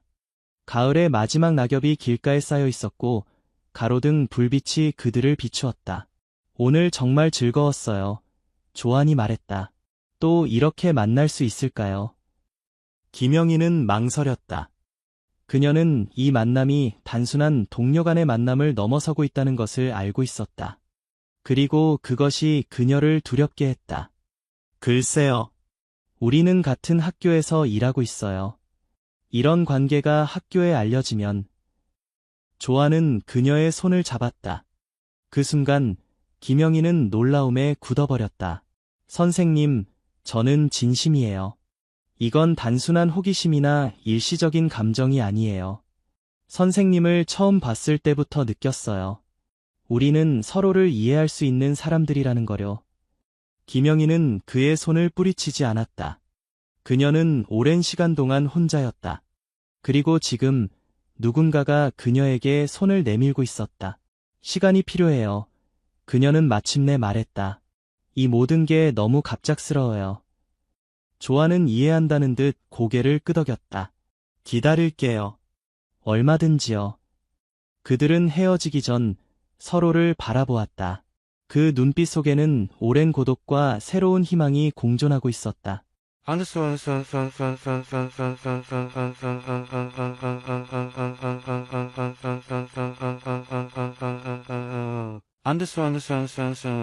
그 후로 김영인과 조아는 비밀스럽게 만남을 이어갔다. 학교에서는 여전히 교장과 교사로서의 관계를 유지했지만 방과 후나 주말에는 서로의 시간을 함께했다. 그들은 서로에게 위로가 되었고 오랫동안 닫혀있던 마음의 문을 열기 시작했다. 김영희는 조안에게 자신의 젊은 시절 이야기를 들려주었다. 어떻게 그녀가 작가의 꿈을 접고 교사가 되었는지, 어떻게 부모님을 잃고 동생들을 키웠는지, 그리고 어떻게 첫사랑이 그녀를 배신하고 떠났는지. 그녀의 이야기는 아픔으로 가득했지만 그 속에는 강인함도 있었다. 조아는 그녀의 이야기를 들으며 그녀를 더 깊이 이해하게 되었다. 그는 자신의 이야기도 들려주었다. 가난한 집안에서 태어나 농구로 인생을 바꾸고자 했던 열정, 부상으로 모든 것을 잃었을 때의 절망, 그리고 그 후 방황하던 시간들까지. 두 사람은 서로의 상처와 꿈을 나누며 더 가까워졌다. 그들의 관계는 단순한 연인을 넘어 서로의 영혼을 이해하는 동반자로 발전했다. 그러나 모든 비밀은 언젠가 드러나기 마련이다. 그들의 만남이 학교 내에서 소문이 되기 시작했다. 처음에는 작은 수군거림이었지만 점차 더 큰 소문으로 번져갔다. 들었어? 교장 선생님이 조안 선생님이랑 사귄대. 말도 안 돼. 나이 차이가 얼마나 나는데. 아무래도 교장 자리 때문에 그런 거 아닐까? 이런 소문들이 학교를 떠돌기 시작했다. 학생들 사이에서도, 교사들 사이에서도, 그리고 학부모들 사이에서도. 어느 날 김영희는 교무회의를 주재하고 있었다. 모든 교사들이 모인 자리에서 교감이 갑자기 질문을 던졌다. 교장 선생님, 한 가지 여쭤봐도 될까요? 최근에 학교에서 떠도는 소문이 있는데. 방 안이 순간 조용해졌다. 김영희는 교감을 바라보았다. 어떤 소문인가요? 교장 선생님과 조안 선생님의 관계에 대한 소문입니다. 많은 교사들과 학부모들이 걱정하고 있어요.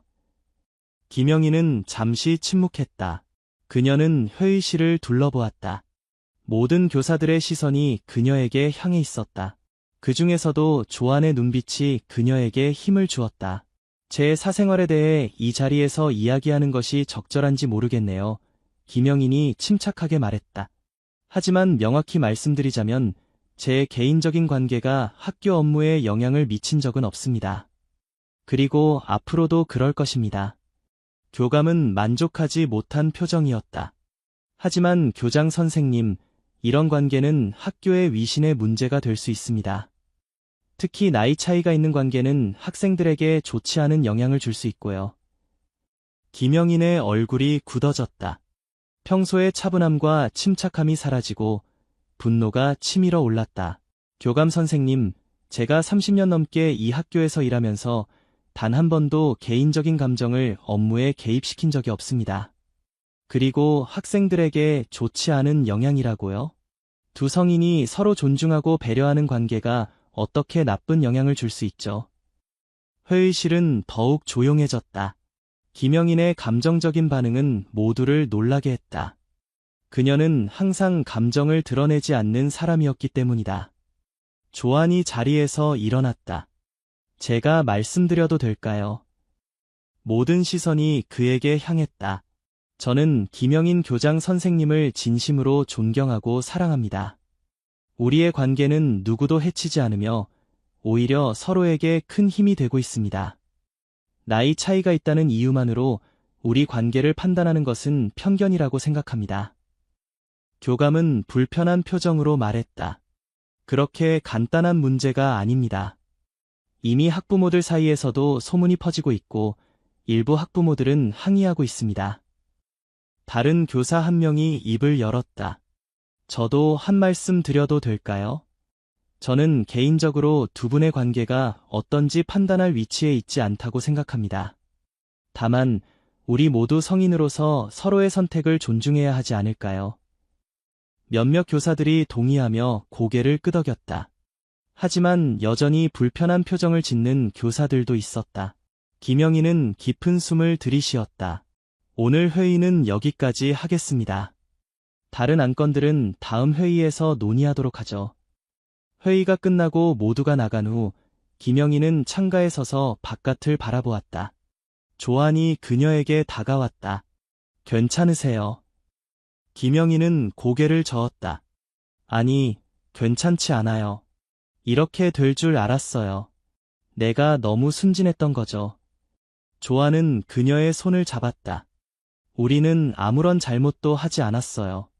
단지 서로를 사랑하고 있을 뿐이에요. 하지만 세상은 그렇게 단순하지 않아요. 조안 씨, 사람들은 항상 판단하고, 비난하고, 수군거려요. 조안은 그녀를 바라보았다. 그녀의 눈에는 눈물이 맺혀 있었다. 그럼 우리가 헤어져야 한다고 생각하세요? 김영희는 잠시 침묵했다. 그녀의 마음 한편에서는 그래, 이제 그만두자라는 목소리가 들렸다. 하지만 다른 한편에서는 아니, 이제야 찾은 행복을 놓치지 말라는 목소리도 들렸다. 시간이 필요해요. 그녀는 마침내 말했다. 이 모든 상황을 정리할 시간이요. 조안은 이해한다는 듯 고개를 끄덕였다. 하지만 그의 눈빛에는 두려움이 있었다. 그는 그녀를 잃을까 봐 두려웠다.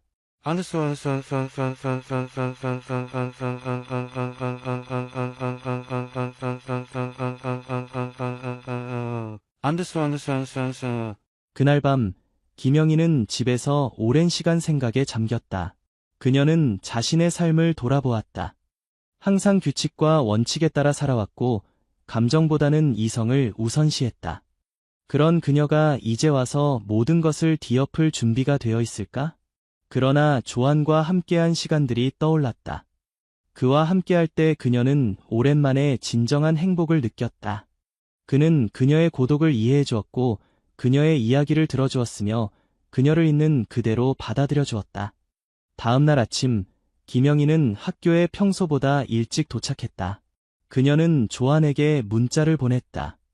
체육관에서 만나요. 조안이 도착했을 때 김영희는 이미 체육관에 와 있었다. 그녀는 창가에 서서 밖을 바라보고 있었다.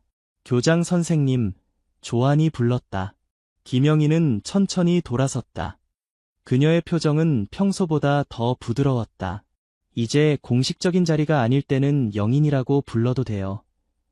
조안은 놀란 표정을 지었다. 정말요? 김영희는 고개를 끄덕였다. 어젯밤 많은 생각을 했어요. 내 인생에서 처음으로 내 마음을 따르기로 했어요. 조안의 얼굴에 미소가 번졌다. 그럼, 우리 계속 만나도 되는 건가요? 네, 하지만 조건이 있어요. 학교에서는 철저히 교장과 교사의 관계를 유지해야 해요. 그리고 학생들 앞에서는 항상 프로페셔널하게 행동해야 해요. 조안은 기쁨을 감추지 못하고 그녀에게 다가갔다. 그는 그녀를 끌어안으려 했지만 김영희는 손을 들어 그를 막았다. 여기는 학교예요, 조안 씨. 조안은 웃으며 한 발 물러섰다. 네, 알겠습니다. 교장 선생님. 그들은 서로를 바라보며 미소 지었다. 그 순간 김영희는 오랜만에 진정한 평화를 느꼈다. 그리고 그녀는 자신이 올바른 선택을 했다고 확신했다.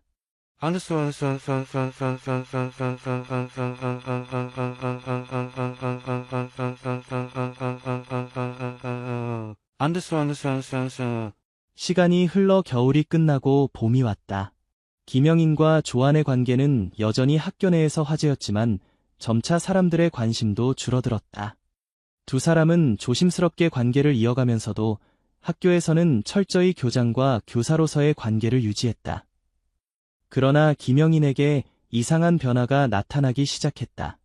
그녀는 갑자기 피로를 느끼거나 어지러움을 호소했고 간혹 수업 중에 갑자기 화장실로 달려가기도 했다. 처음에는 단순한 과로라고 생각했지만 증상이 계속되자 그녀는 불안해졌다. 어느 날 조아는 그녀의 사무실을 찾아갔다. 김영희는 창백한 얼굴로 앉아 있었다. 괜찮아요. 얼굴이 안 좋아 보여요. 조안이 걱정스럽게 물었다. 김영희는 미소를 지으려 했지만 그녀의 얼굴에는 불안함이 가득했다. 괜찮아요. 그냥 조금 피곤한 것 같아요. 병원에 가봐야 하지 않을까요? 요즘 계속 컨디션이 안 좋은 것 같은데. 김영희는 잠시 생각에 잠겼다. 그녀도 자신의 상태가 심상치 않다는 것을 알고 있었다. 그래요. 내일 병원에 가볼게요.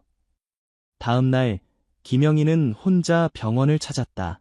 그녀는 여러 검사를 받았고, 의사는 곧 결과를 알려주겠다고 했다.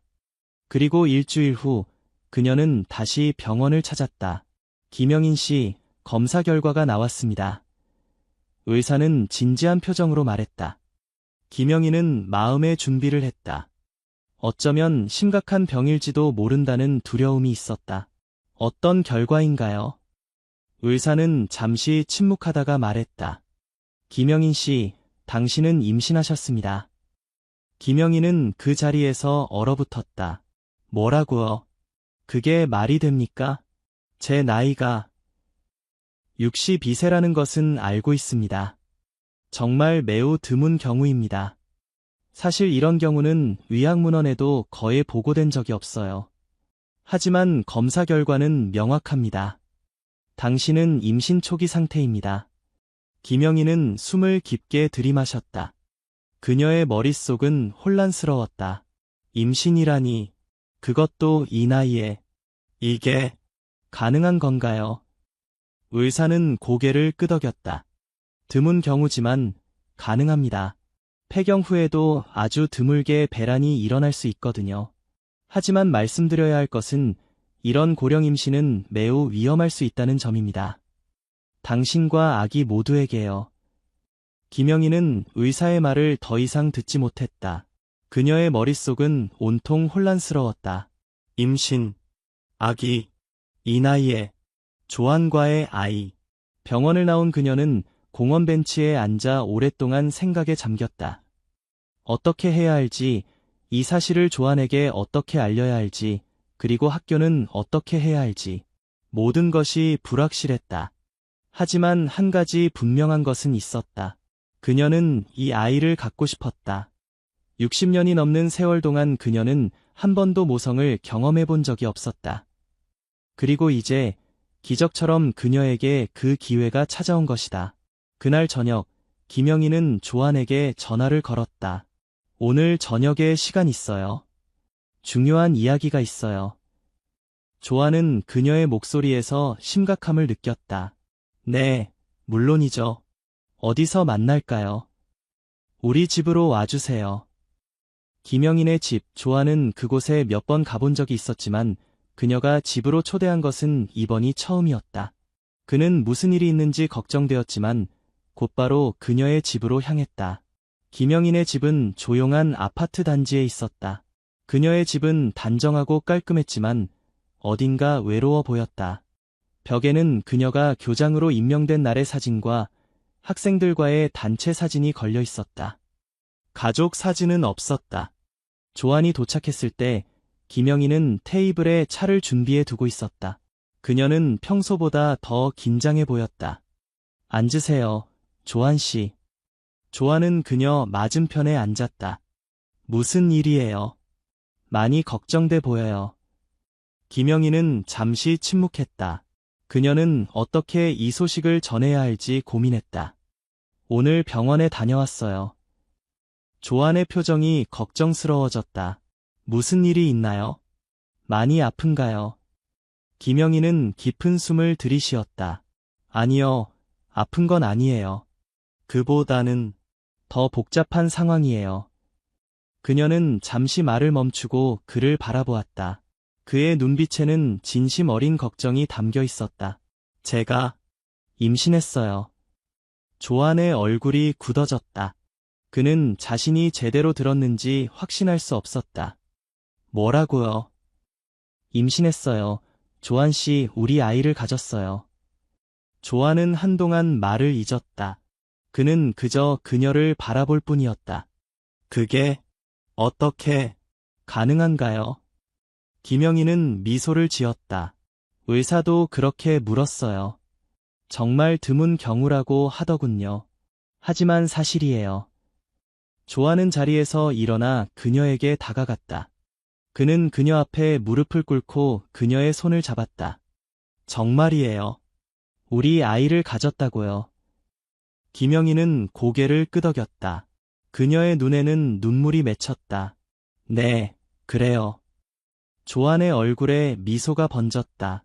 그는 그녀를 꼭 끌어안았다. 이건 기적이에요. 영인 씨, 정말 기적이에요. 김영희는 그의 품에 안겨 눈물을 흘렸다. 그녀는 조한이 어떤 반응을 보일지 두려웠지만 그의 순수한 기쁨에 안도감을 느꼈다. 하지만 의사는 위험할 수 있다고 했어요. 내 나이가 있어서. 조한은 그녀에게서 살짝 떨어져 그녀의 얼굴을 바라보았다. 걱정하지 마세요. 내가 항상 곁에 있을게요. 우리 함께 이겨낼 거예요. 그날 밤 그들은 오랫동안 이야기를 나눴다. 앞으로 어떻게 해야 할지, 이 사실을 언제 공개할지, 그리고 어떻게 아이를 키울지. 모든 것이 불확실했지만 한 가지 확실한 것은 그들이 함께 이 상황을 헤쳐나갈 것이라는 점이었다.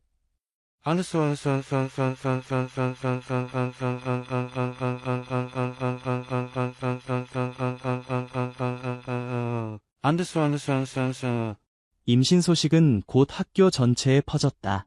처음에는 작은 소문으로 시작했지만 김영인의 몸 상태가 변하면서 더 이상 숨길 수 없게 되었다. 학교 이사회는 긴급 회의를 소집했고 김영인은 자신의 상황을 설명해야 했다. 김영인 교장, 이런 상황은 전례가 없습니다. 학교의 명예와 학생들에게 미치는 영향을 생각하셔야 합니다. 이사회 의장이 냉정한 목소리로 말했다. 김영인은 차분하게 대답했다. 저도 이 상황이 쉽지 않다는 것을 알고 있습니다. 하지만 저에게 이것은 기적과도 같은 일입니다. 저는 이 아이를 포기할 수 없습니다. 그렇다면 사직을 고려해 보셨나요? 김영희는 잠시 침묵했다. 그녀는 이미 이런 질문을 예상하고 있었다.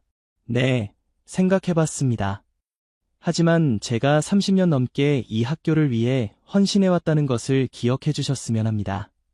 저는 이 학교와 학생들을 사랑합니다. 그리고 저는 여전히 이 학교의 교장으로서 역할을 다할 수 있습니다. 이사회 위원들은 서로를 바라보았다.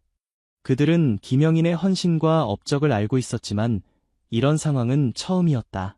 아기의 아버지는요? 한 위원이 물었다. 김영인은 깊은 숨을 들이쉬었다. 조한 선생님입니다. 그리고 그는 이 아이에 대한 모든 책임을 다할 준비가 되어 있습니다. 이사회 회의는 결론 없이 끝났다. 이사회는 더 많은 논의가 필요하다며 시간을 요청했다. 그동안 김영희는 교장 직위를 유지하되 필요한 경우 휴직할 수 있다는 조건이 제시되었다. 학교로 돌아온 김영희는 교무실에서 많은 시선을 받았다. 어떤 교사들은 따뜻한 미소로 그녀를 맞이했지만 어떤 교사들은 불편한 표정을 숨기지 않았다. 조한은 그녀 곁에 서서 묵묵히 지지해 주었다. 가장 힘든 것은 학생들과 학부모들의 반응이었다. 일부 학부모들은 자녀들을 다른 학교로 전학시키겠다고 위협했고 몇몇 학생들은 김영인을 볼 때마다 수근거렸다. 하지만 또 다른 학생들과 학부모들은 그녀를 지지했다. 교장 선생님, 축하드려요. 한 학생이 복도에서 그녀에게 말했다. 우리 선생님들도 행복할 권리가 있다고 생각해요.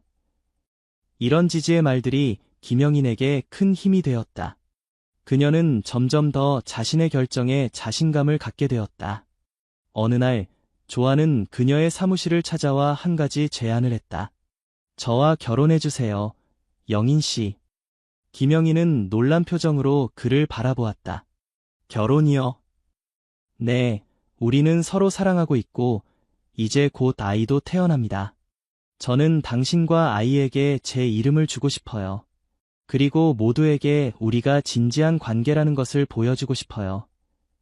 김영희는 잠시 생각에 잠겼다. 결혼. 그녀는 한 번도 결혼할 기회가 없었다. 그리고 이제 62세의 나이에 그녀는 결혼과 출산을 동시에 경험하게 될 것이다. 네, 조한 씨, 당신과 결혼하고 싶어요. 조한의 얼굴에 환한 미소가 번졌다.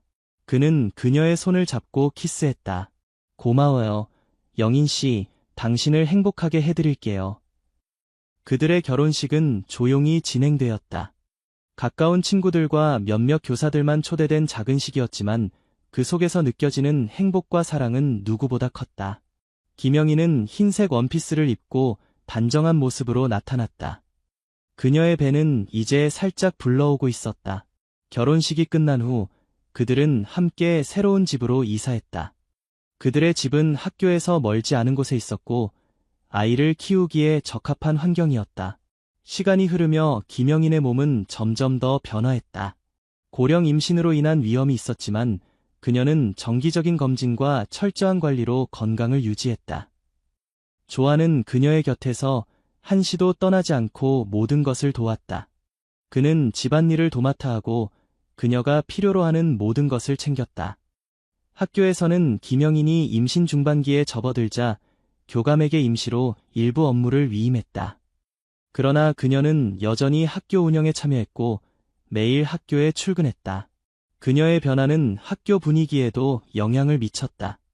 예전에 엄격하고 차가운 교장이 아닌 부드럽고 따뜻한 미소를 지닌 교장으로 변모했다. 학생들은 점차 그녀의 임신을 축하하기 시작했다. 일부 여학생들은 그녀를 위한 아기용품을 손수 만들어 선물했고 교사들도 베이비 샤워 파티를 준비했다. 학교 전체가 마치 한 가족이 된 것 같았다. 그러나 모든 것이 순탄한 것은 아니었다. 임신 7개월 차의 김영희는 갑작스러운 복통으로 응급실에 실려갔다. 의사는 조기 진통의 위험이 있다며 절대 안정을 처방했다. 그녀는 병원에서 일주일을 머물러야 했고 그 후로는 집에서 절대 안정을 취해야 했다. 죄송해요. 조한 씨, 내가 이렇게 되어서. 병원 침대에 누워있는 김영인이 말했다. 조한은 그녀의 손을 꼭 잡았다. 무슨 말씀을 하세요? 당신은 아무 잘못이 없어요. 우리 아이는 강해요.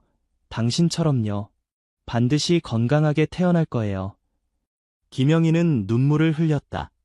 그녀는 처음으로 자신이 정말 사랑받고 있다고 느꼈다. 그리고 그 사랑이 그녀에게 큰 힘이 되었다. 김영인이 병원에 입원한 동안 학교는 일시적으로 교감이 운영을 맡았다. 그리고 많은 학생들과 교사들이 그녀를 방문했다. 그들은 그녀에게 카드와 선물을 가져왔고 빠른 회복을 기원했다. 교장 선생님, 빨리 건강해지세요. 학교가 선생님을 기다리고 있어요. 한 학생이 손수 만든 카드를 건네며 말했다. 이런 따뜻한 마음들이 김영인에게 큰 위로가 되었다. 그녀는 자신이 학교에 소속감을 느끼고 있다는 것을 처음으로 깨달았다. 그것은 단순한 직장이 아니라 그녀의 삶의 일부였다. 퇴원 후 김영희는 조한과 함께 집에서 지내며 출산을 준비했다. 조한은 그녀의 든든한 지원자가 되어주었다. 그는 학교에서 돌아오면 바로 집안일을 하고 김영인이 편안하게 쉴 수 있도록 모든 것을 챙겼다. 조한 씨, 당신은 정말 천사 같아요. 김영인이 어느 날 저녁 조한이 그녀를 위해 준비한 따뜻한 차를 마시며 말했다. 조한은 그녀 옆에 앉아 그녀의 배를 부드럽게 쓰다듬었다. 당신과 우리 아이는 내 인생에서 가장 소중한 존재예요. 당신들을 위해서라면 무엇이든 할 수 있어요. 김영희는 그의 손을 잡았다. 나이 차이 때문에 당신이 희생하는 것 같아 미안해요. 조한은 고개를 저었다. 희생이 아니에요. 영인 씨, 이건 내 선택이고 내가 원하는 삶이에요. 당신과 함께라면 나이 차이 같은 건 아무 의미 없어요. 그들은 서로를 바라보며 미소 지었다. 그 순간 김영희는 배에서 강한 움직임을 느꼈다. 아, 아기가 움직여요. 그녀는 놀라며 말했다. 조한은 즉시 손을 그녀의 배에 올렸다. 그리고 그들은 함께 아기의 움직임을 느꼈다. 그 순간 그들은 진정한 가족이 되었다는 것을 실감했다. 임신 9개월 차, 김영희는 예정일보다 2주 일찍 진통을 느꼈다. 조아는 서둘러 그녀를 병원으로 데려갔다. 고령 임신이었기 때문에 의사들은 모든 준비를 철저히 했다. 괜찮아요. 영인 씨 곧 우리 아이를 만날 수 있어요. 조안이 그녀의 손을 꼭 잡으며 말했다. 김영희는 불안한 표정으로 그를 바라보았다. 내가 잘할 수 있을까요? 이 나이에 엄마가 된다는 게. 당신은 최고의 엄마가 될 거예요. 당신이 학생들을 대하는 모습을 봐왔잖아요. 당신은 누구보다 따뜻하고 지혜로운 사람이에요. 김영희는 진통의 고통 속에서도 미소를 지었다. 그녀는 조안의 말에 용기를 얻었다. 출산은 쉽지 않았다. 그녀의 나이와 체력을 고려해 의사들은 제왕절개를 권했고 수술은 성공적으로 진행되었다. 마침내 작고 건강한 여자아이가 세상에 나왔다. 축하합니다. 건강한 여자아이예요. 의사가 활짝 웃으며 말했다. 간호사가 아기를 김영인의 품에 안겨주었다. 김영인은 처음으로 자신의 아이를 품에 안았다. 아기는 작고 연약했지만 그녀의 눈은 이미 호기심으로 가득 차 있었다. 안녕, 우리 딸. 김영인이 눈물을 흘리며 말했다. 엄마가 여기 있어. 조아는 그녀 옆에 서서 아내와 딸을 바라보았다. 그의 눈에도 눈물이 고였다. 고마워요. 영인 씨, 이렇게 소중한 선물을 주셔서. 그들은 아이의 이름을 조미래로 지었다. 미래는 아름다운 미래라는 의미를 담고 있었다. 그것은 그들이 함께 만들어갈 미래를 상징했다. 미래의 탄생은 학교 전체에 기쁜 소식이 되었다. 교사들과 학생들은 축하 메시지를 보내왔고 많은 사람들이 병원을 찾았다.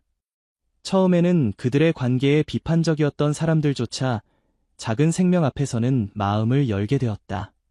미래가 태어난 지 한 달 후 김영희는 잠시 학교를 방문했다. 그녀는 미래를 품에 안고 교무실에 들어섰다. 교장 선생님, 교사들이 반갑게 그녀를 맞이했다. 이렇게 곱게 태어났네요. 한 여교사가 미래를 보며 말했다. 정말 예쁜 아이예요. 다른 교사가 덧붙였다. 김영희는 미소를 지었다. 그녀는 과거에 이렇게 따뜻한 환영을 받아본 적이 없었다. 학교는 이제 그녀에게 또 다른 가족과 같은 존재가 되었다. 조만간 다시 학교로 돌아올 생각이에요. 김영인이 말했다. 하지만 당분간은 미래와 함께 시간을 보내려고 해요. 교사들은 이해한다는 듯 고개를 끄덕였다. 그들은 김영인이 이제 교장일 뿐만 아니라 한 아이의 어머니라는 것을 존중했다. 미래가 태어난 지 6개월이 지났을 때 김영인은 다시 학교로 복귀했다. 그녀는 학교 근처에 믿을 수 있는 보모를 구했고 점심시간에는 집에 가서 미래를 보는 일정을 만들었다. 조안도 자신의 수업 일정을 조정해 가능한 한 많은 시간을 아이와 함께 보냈다. 학교로 돌아온 김영희는 이전과는 다른 모습이었다. 그녀는 더 부드럽고 이해심 많은 교장이 되었다. 특히 학생들의 감정과 필요에 더 민감하게 반응했다. 엄마가 되면서 그녀는 다른 사람들의 마음을 더 깊이 이해하게 되었다. 교장 선생님, 요즘 많이 달라지셨어요. 한 교사가 어느 날 말했다. 김영희는 미소를 지었다. 그래요? 어떻게요? 더 부드러워지셨어요. 학생들도 교장 선생님을 더 편하게 생각하고 상담도 많이 찾아와요. 김영희는 그 말에 감동했다. 그녀는 자신이 변화하고 있다는 것을 느꼈지만 그것이 학교에 긍정적인 영향을 미치고 있다는 사실이 기뻤다. 한편 조안도 변화하고 있었다. 아버지가 된 그는 더 책임감 있고 진중한 사람이 되었다. 학생들을 대할 때도 더 세심하고 배려심 깊어졌다. 그는 더 이상 불안정한 젊은 교사가 아니라 한 가정의 가장으로서 더 성숙한 모습을 보여주었다.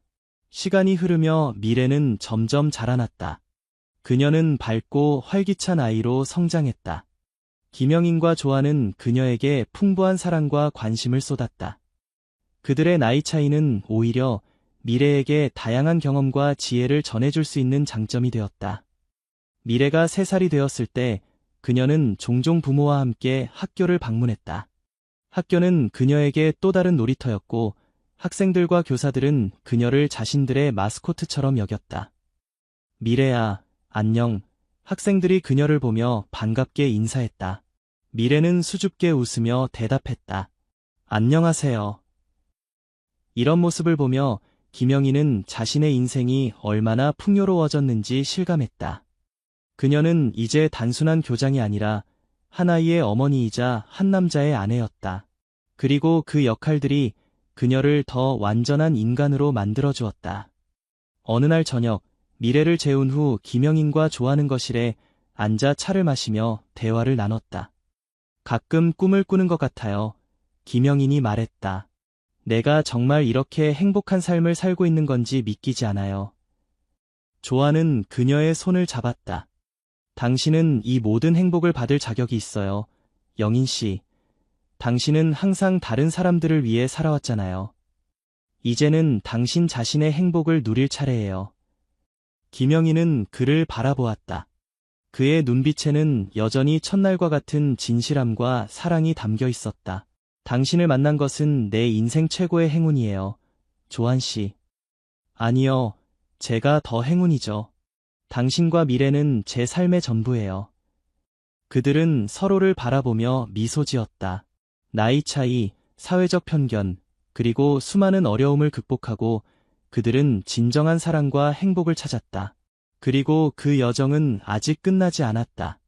그들 앞에는 미래라는 이름의 아이와 함께할 많은 날들이 기다리고 있었다. 학교에서 그들은 여전히 교장과 교사로 일했지만 그들의 관계는 이제 누구도 부정할 수 없는 현실이 되었다. 학생들은 그들을 보며 진정한 사랑과 헌신이 무엇인지 배웠고 교사들은 그들의 모습에서 삶의 용기와 가능성을 발견했다. 그리고 김영인과 조아는 매일 밤 미래의 방에 들어가 그녀가 잠든 모습을 바라보며 감사의 기도를 드렸다. 그들의 삶은 완벽하지 않았지만 그들이 함께하는 한 모든 것이 가능했다. 그것이 바로 사랑의 힘이었다. 우리 함께 더 많은 추억을 만들어요. 조안이 속삭였다. 김영희는 고개를 끄덕였다. 네, 우리 가족의 이야기는 이제 막 시작됐으니까요. 그들의 이야기는 계속 이어질 것이다. 나이와 지위, 사회적 편견을 뛰어넘어 두 영혼이 만나 하나가 되는 기적 같은 이야기. 그리고 그 사랑의 결실인 미래와 함께 그들은 새로운 내일을 향해 나아갈 것이다.